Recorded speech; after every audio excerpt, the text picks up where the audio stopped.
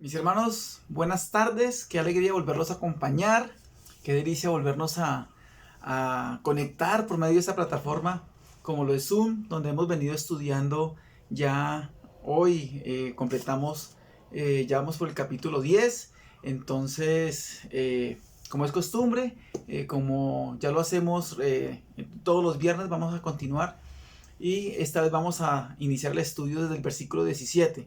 Nadie nos acompañó la última vez y terminamos en el versículo 16, pero esta vez vamos a continuar desde el versículo 17 hasta el versículo 21, terminando este tema tan importante, siguiendo con el capítulo 10. Entonces, mis hermanos, quisiera que me acompañaran con una palabra de oración para colocar este tiempo en las manos de nuestro gran y glorioso Dios. Acompáñenme a orar, mis queridos hermanos. Querido Señor, te damos gracias, Padre, por este tiempo que nos regalas una vez más. Gracias porque tú has permitido que podamos seguir estudiando este libro precioso como es el Evangelio de Juan, mi Señor. Gracias porque nos has permitido llegar hasta aquí, hasta el capítulo 10, donde hemos podido recordar, donde hemos podido aprender, mi Señor, esas grandes verdades que tienes para cada uno de nosotros, mi Señor. Gracias porque cada vez que nos sumergimos en tu palabra, mi Señor, podemos encontrar algo nuevo, Padre, que tú tienes para nuestras vidas. Ayúdanos, Padre, a entender lo que quieres regalarnos en esta enseñanza, mi Señor. Queremos, Padre, colocar nuestras vidas delante de ti, Padre, para ser moldeadas a través de tu santa palabra, mi Señor. Gracias, Padre, porque somos tus hijos, porque nos has escogido y porque permites, Padre, que como iglesia podamos gozarnos en este tiempo de la exposición de tu santa palabra. Hoy he orado en tu santo nombre, mi Señor, que toda la gloria y la honra sean para ti. Amén. Bien, mis hermanos, entonces vamos a continuar, como ya les decía, vamos a gloriarnos, vamos a disfrutar este espacio tan hermoso que el Señor nos ha regalado. Entonces yo quisiera que abrieran sus Biblias y me acompañaran a dar inicio a la lectura de esos versículos. Dice Juan capítulo 10, versículo 17 al 21. Dice versículo 17, por eso me ama el Padre, porque yo pongo mi vida para volverla a tomar. Nadie me la quita, sino que yo de mí mismo la pongo. Tengo el poder para ponerla y tengo el poder para volverla a tomar. Este mandamiento recibí de mi Padre. Versículo 19. Volvió a haber disensión entre los judíos por estas palabras. Muchos de ellos decían, demonio tiene y está fuera de sí. ¿Por qué lo oís? Decían otros. Estas palabras no son de endemoniado. ¿Puede acaso el demonio abrir los ojos de los ciegos? Bien, mis hermanos, entonces, en este relato recordemos que el Señor venía con venía compartiendo el mensaje y la mayor parte o todos los que lo estaban rodeando eran personas judías. Entonces, en estos versículos que acabamos de leer, mis hermanos, vamos a ver 3 puntos importantes que lo vamos a ver en el desarrollo de la explicación de estos versículos. El primer punto es el gozo del Hijo, con relación al sacrificio que el Señor Jesucristo hizo en la cruz. El segundo punto, mis hermanos, es la ejecución del plan de salvación. Tanto el plan como tal y la ejecución. Y el tercer punto que vamos a ver es que la verdad causa división. Vamos a recordar nuevamente lo que nos regala el versículo 17. Dice, por eso me ama el Padre, porque yo pongo mi vida para volverla a tomar. Entonces, este punto que vamos a ver, que vamos a explicar a continuación, yo le he colocado como este título. Ustedes le pueden colocar el título que ustedes quieran, pero yo lo coloqué así, el gozo del Hijo. El gozo del Hijo. Dice, este versículo nos enseña muchísimas verdades. Ahora bien, no se trata, porque es que acá empieza diciendo el versículo, por eso me ama el Padre, porque yo pongo mi vida para volverla a tomar.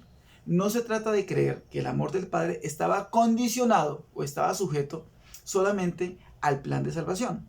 Recordemos, mis hermanos, que antes de que cayera el hombre en pecado, antes de que Adán y Eva cayeran en pecado, vemos que el amor del Padre, el Hijo, el Espíritu Santo es un amor eterno, es un amor eterno, es un amor incondicional. Es un amor incondicional. El Señor Jesucristo, acá vemos cómo se ofrece, mis hermanos, cómo se ofrece para entregar su vida. Y es el sentimiento que tiene el Padre, el Hijo y el Espíritu Santo, es el mismo sentimiento de participar activamente en la obra de la redención del hombre. ¿Cierto?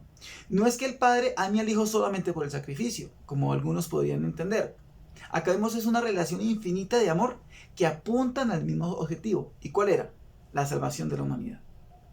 Donde estamos tú y donde estoy yo. Dice, la entrega voluntaria del Hijo es una expresión suprema. Óiganlo bien, la entrega voluntaria del Hijo de llegar hacia la cruz es una expresión suprema que comparte el Padre con el Hijo y con el Espíritu Santo.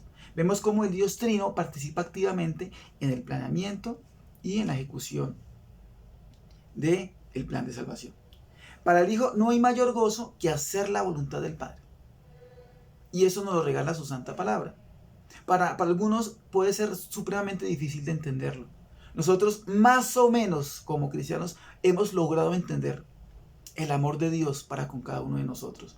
Que no lo podemos comprender en esta vida en su plenitud.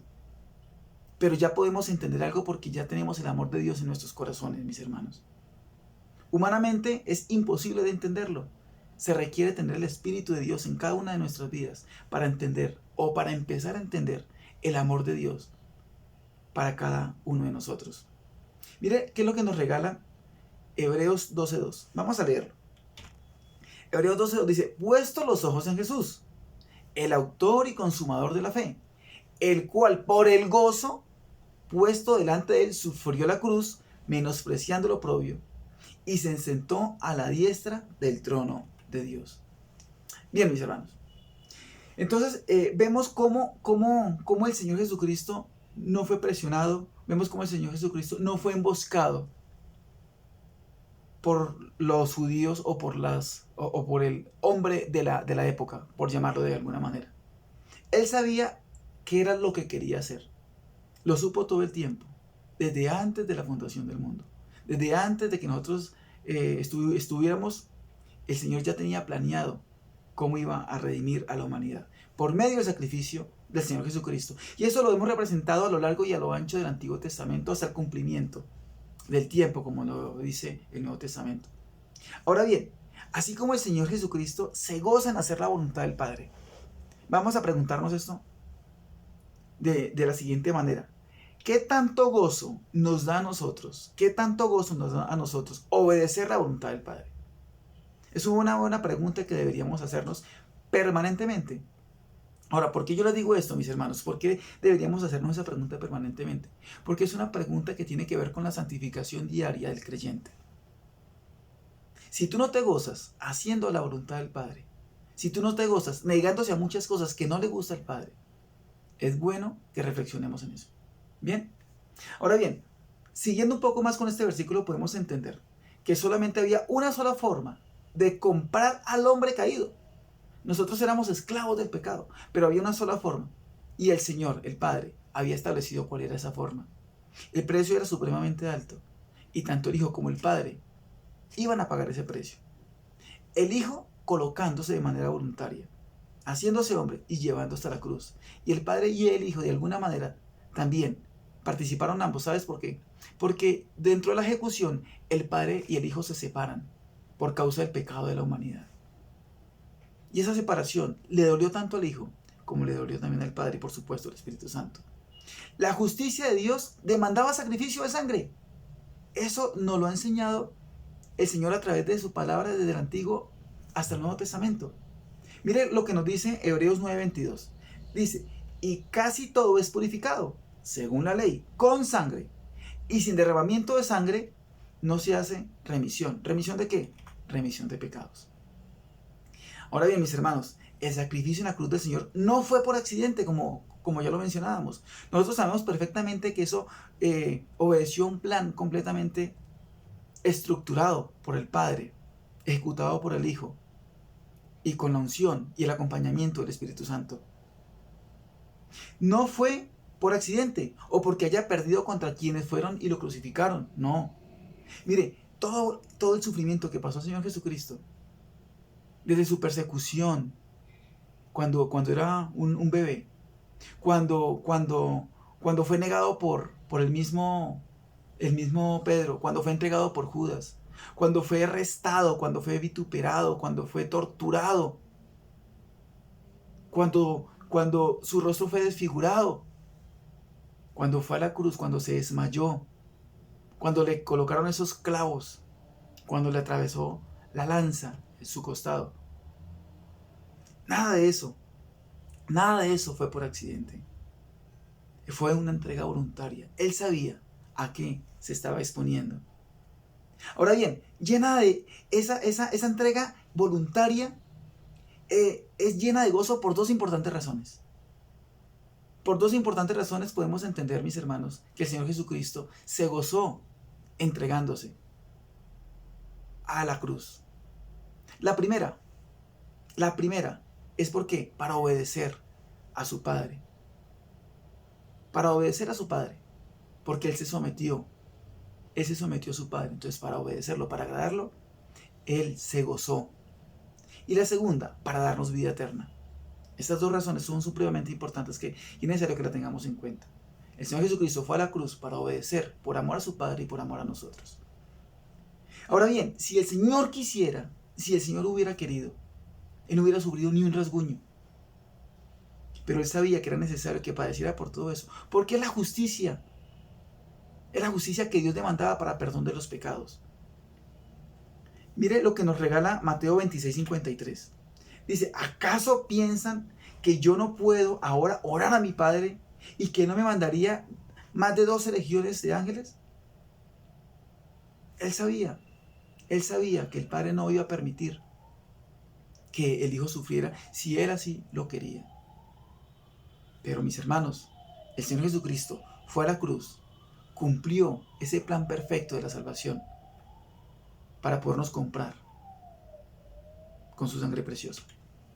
Bien, mis hermanos, a pesar del sufrimiento que el Señor iba a padecer, no le importó, sino que lo sufrió. Lo sufrió. Su meta era ir a la cruz. Como hombre sufrió el dolor físico, el desgaste, el cansancio, el miedo. Y como Dios sufrió la separación del Padre, cuando Él cargó los pecados de la humanidad sobre sus hombros. ¿Recuerdan? ¿Recuerdan cuando el Señor Jesucristo fue a la cruz y dijo, Padre, ¿por qué me has abandonado? En ese momento hubo una separación, porque la santidad de Dios no permitía tener contacto con el pecado, y en ese momento el Señor Jesús se hizo pecado por causa de nosotros. Dios hizo todo eso por nosotros. Ahora, la pregunta que les quiero hacer en este momento, o que nos queremos hacer, o que yo también quiero hacerme, es, si el Señor fue capaz de hacer todo eso por nosotros, ¿qué estamos dispuestos nosotros a hacer por Dios? ¿Qué estamos dispuestos nosotros a hacer por Dios? Durante toda esta carrera, que empezamos desde el momento en que reconocimos nuestro pecado y aceptamos a Cristo como nuestro Señor y Salvador, ¿qué estamos dispuestos nosotros a hacer por Dios? Bien, mis hermanos. Sigamos para el segundo punto, la ejecución del plan de salvación. Y ahí lo vamos a ver a partir del versículo 18. Dice, nadie me la quita, hablando de la vida, sino que yo mismo la pongo. Tengo poder para ponerla y tengo poder para volverla a tomar. Este mandamiento recibí de mi Padre. El Hijo no se resucitó a sí mismo. Mire, nadie me la quita, sino que yo mismo la pongo y tengo poder para volverla a tomar. ¿Cierto? Así dice el Señor. Pero entonces acá es una pregunta que vale la pena hacernos. Si el Señor Jesucristo podía mismo tomar su vida, si Él la colocaba, si él ponía su vida como sacrificio y tenía el poder para volverla a tomar, es necesario que nos preguntemos por qué no se resucitó a sí mismo. ¿Por qué la palabra nos enseña que fue Dios quien lo resucitó? Es el Padre quien resucitó al Hijo de entre los muertos. Su obra debía ser aprobada por el Padre. Recordemos que el Padre es el quien diseña y es el que demanda la justificación para la humanidad por medio del sacrificio. Pero no era solamente morir, era también resucitar. Y es por eso, porque es que el Señor no, entendemos nosotros que Él no se iba a resucitar a sí mismo, aunque teniendo el poder, pero Él dejó eso en las manos del Padre, para que el Padre, por medio de la resurrección, aprobara que ese sacrificio era como olor fragante para Él. Su resurrección fue la prueba de dos grandes cosas: el agrado, el amor eterno del Padre por la obra solamente podía quedar completa por la resurrección. Entonces acá vemos eso, el amor eterno del Padre por su Hijo. La resurrección, mis hermanos, el Padre también acá demuestra su amor para con el Hijo por medio de la resurrección, ¿sí? Y también está diciendo que aprueba el sacrificio que hace el Hijo. Que la aprobación de su obra salvífica para la humanidad a todo aquel que cree. Entonces, con eso, permítame, y lo vamos a repetir. La resurrección fue la prueba de dos grandes cosas. Primero, el agrado y el amor eterno del Padre por su Hijo. Y la segunda, que estaba probando la obra salvífica que el Señor Jesucristo estaba haciendo en ese momento. ¿Cierto? La obra de la redención o el plan de salvación solamente podía quedar completa por medio de la resurrección. Para que tuviera sentido nuestra fe. Mira qué es lo que nos dice 1 Corintios 15, 14. 1 Corintios 15, 14 dice el apóstol Pablo: y si Cristo no resucitó, o en otras palabras, si no hubiera resucitado, vana entonces sería nuestra predicación y vana también sería nuestra fe. Entonces, mis hermanos, el sello de la aprobación o de la ejecución del plan de salvación se hace por medio de la resurrección. Por eso es que el Señor nos dice que no hay un sacrificio adicional que se pueda hacer. Porque ya el Señor lo hizo absolutamente todo. Él murió y resucitó. No hay nada más que el hombre pueda agregarle, mis hermanos. No hay nada más que podamos nosotros, aún como hijos, querer completar esa obra. Porque Él ya lo hizo todo. Recordemos que era el mismo Dios llevando su cuerpo a la cruz. Ahora bien, dice: tengo el poder para ponerla y tengo el poder para volverla a tomar. Ese mandamiento recibí de mi Padre. Recordando nuevamente lo que nos dice el versículo 18. Bien, mis hermanos, dice: solo Dios sabía el día y la hora del sacrificio. Nadie podría entrometerse en su plan. Nadie. Acá cuando el Señor dice que nadie me la quita, recordemos que es lo que la palabra pues, nos ha enseñado antes, que muchos querían matarle, pero que no podían. ¿Y por qué no podían? Porque no había llegado el cumplimiento del tiempo. Miren lo que nos regala Hechos 2, 22, 23. Hechos 2, 22, 23 dice: varones israelitas, hablando Lucas acá, oí esas palabras. Jesús Nazareno, varón aprobado por Dios entre vosotros, con las maravillas, prodigios y señales que Dios hizo entre vosotros por medio de él. Como vosotros mismos sabéis, a este, entregado por el determinado y consejo y anticipado conocimiento de Dios. Otra vez, versículo 23 dice: a este, o sea, ¿quién? El Señor Jesucristo, entregado por el determinado consejo y anticipado conocimiento de Dios. Prendisteis, matasteis por manos de inicuos crucificándole. Acá vemos cómo el apóstol Pedro estaba predicando y estaba yendo a la raíz, pero también estaba diciendo que todo fue bajo el determinado consejo y anticipado conocimiento de Dios.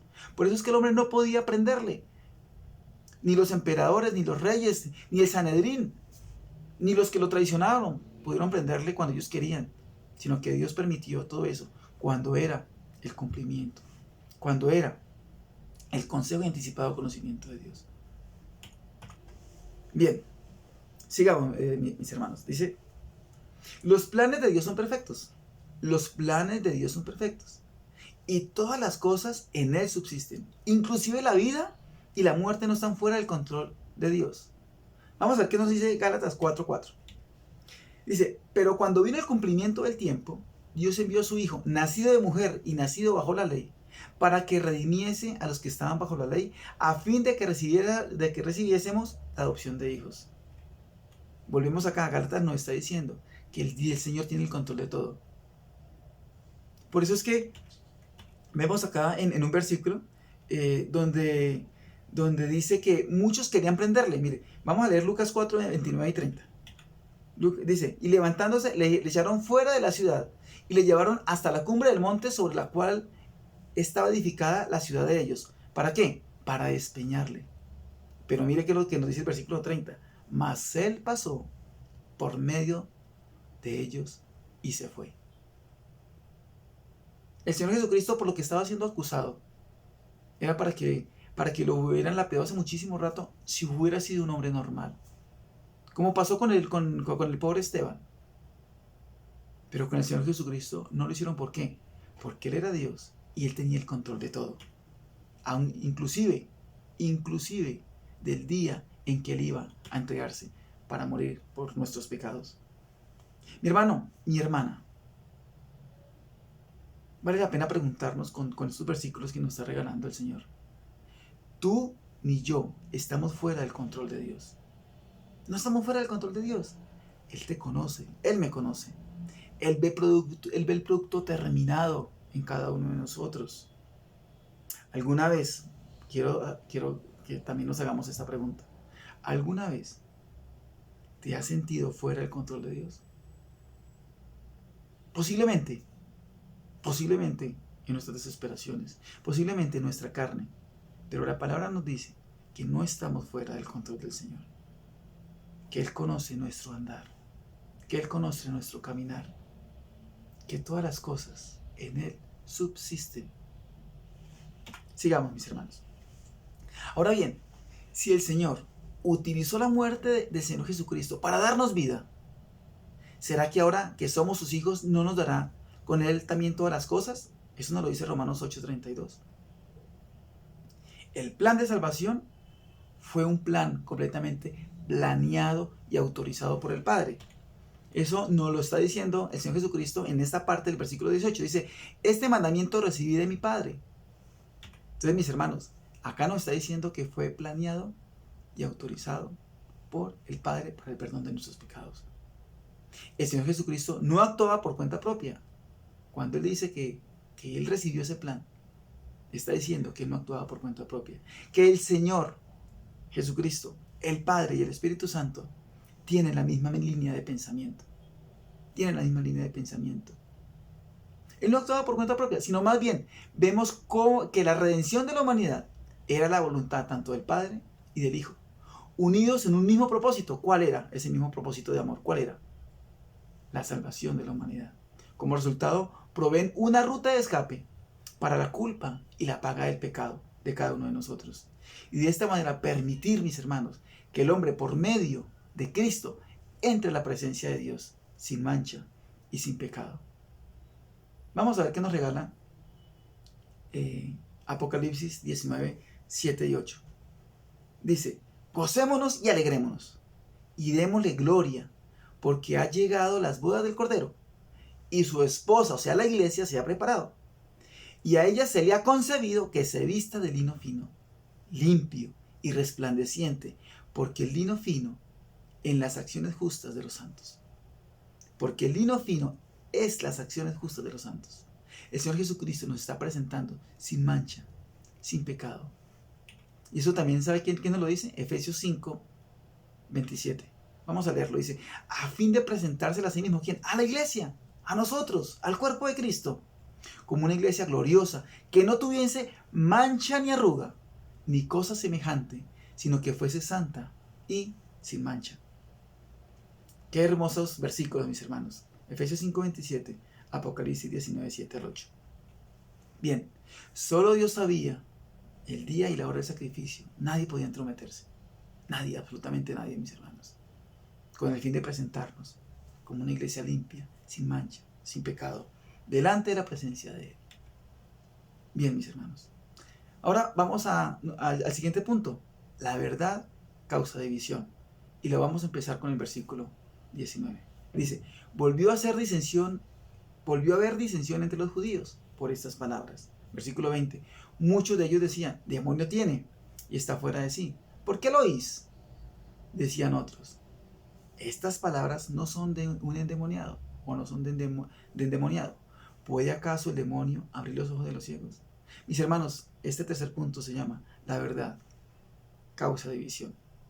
Hemos escuchado supremamente en muchísimas ocasiones, mis hermanos, un dicho, que la verdad duele. Bueno, acá la verdad causa división. Puede que tenga algo como de parecido. En estos versículos vemos que una vez más el Señor causa división entre los judíos. Una vez más, ¿por qué una vez más? Pues porque ya lo había hecho antes. Miremos qué es lo que nos dice Juan capítulo 7, versículo 43. Dice, hubo entonces disensión entre la gente a causa de él. ¿Y por qué? Porque ya había disensión, porque ya había división. Porque muchos empezaron a creer. Muchos empezaron a creer. Muchos empezaron a doblegar su corazón delante del Señor. Él ya nos había advertido que causaría división entre la gente, entre padres, hijos, aún esposos, vecinos, compañeros de trabajo. Mire qué es lo que nos dice Mateo 10, 34 y 36. Dice, no penséis que he venido para traer paz a la tierra.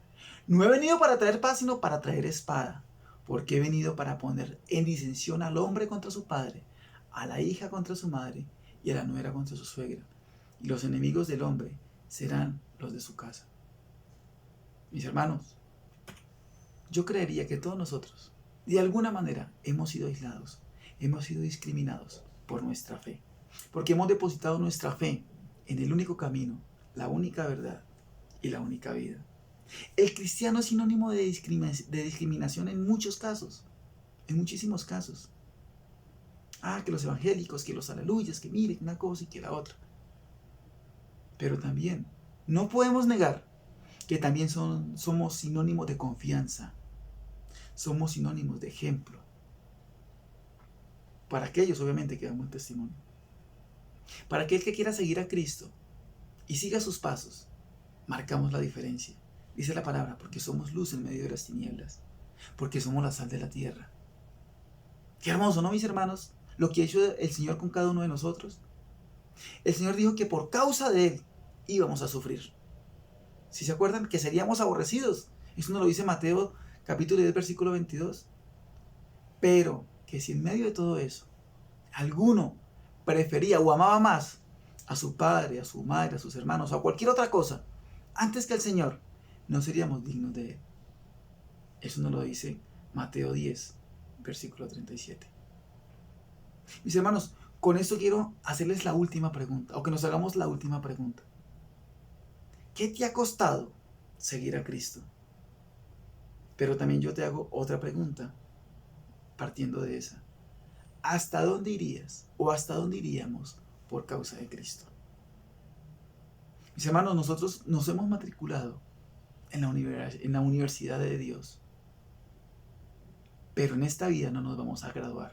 Pero el Señor demanda de nosotros que seamos fieles, que nos santifiquemos por medio del conocimiento y el cumplimiento de su santa palabra. Mis hermanos, qué bonitos versículos. Me gocé, de verdad que me encantó mucho estos versículos porque nos recuerdan de dónde nos ha sacado el Señor. Nos recuerda el plan tan hermoso que tenía el Señor para cada una de nuestras vidas. Y en nuestra esencia, mis hermanos, son los pilares del cristianismo. La muerte y la resurrección del Señor han hecho todo esto posible. Que entremos a la presencia del Señor sin mancha, sin pecado, sin arruga. Mis hermanos, acompáñenme a darle gracias a Papito Dios por esta hermosa palabra que nos acaba de regalar. Amado Padre, te damos infinitas gracias, mi Señor, porque tu palabra es viva, porque tu palabra es eficaz, porque penetra, porque parte el alma, mi Señor, los tuétanos y las coyunturas, y discierne los pensamientos del corazón. Porque nos has transformado, porque la hemos creído, mi Señor, y porque hoy estamos delante de ti, Padre, gozándonos, recordando todo lo que hiciste por nosotros. No sabemos qué va a pasar mañana, Padre. No sabemos las pruebas que se nos puedan venir encima, mi Señor. Pero confiamos en que tú nos sostienes. Queremos agradarte, mi Señor. No queremos caer, Padre. Queremos salir victoriosos en medio de la prueba, Padre, porque sabemos que tú tienes el control, que nada se te escapa y que nuestras vidas están delante de ti. Padre, yo te pido una bendición especial para cada uno de mis hermanos. Mi Señor, y si alguien pueda ver este mensaje, permite que su corazón, mi Señor, sea doblegado, sea entregado a ti, mi Señor, sea transformado, para que sea parte de la familia a la que hoy pertenecemos todos nosotros, mi amado Padre. Padre, gracias porque hemos creído en el único camino, la única verdad y la única vida, que solamente tú has dado a través de Cristo Jesús. Gracias, mi Señor, una vez más te damos por este tiempo, que toda la gloria y la honra sean para ti. Orado, mi Señor, en el nombre precioso de Cristo Jesús. Amén. Mis hermanos, chévere saludarlos nuevamente. Un abrazo para todos.